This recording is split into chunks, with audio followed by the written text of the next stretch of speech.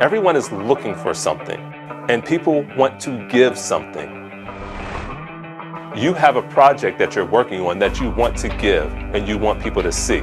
You need to attract people to that project. Share the project. Share the building of the project.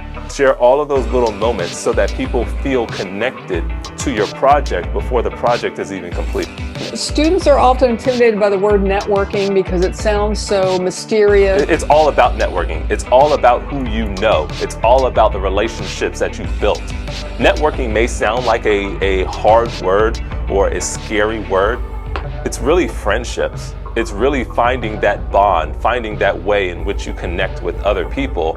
And you think about it, you all are UCF students right now. Part of your network are other UCF students. Being in your classes, being in your program, that's a part of your network. That's part of the resources that you have available to you to be able to navigate your career, navigate your life, figure out how to excel, figure out how to achieve the things that you're striving for, the things that you want.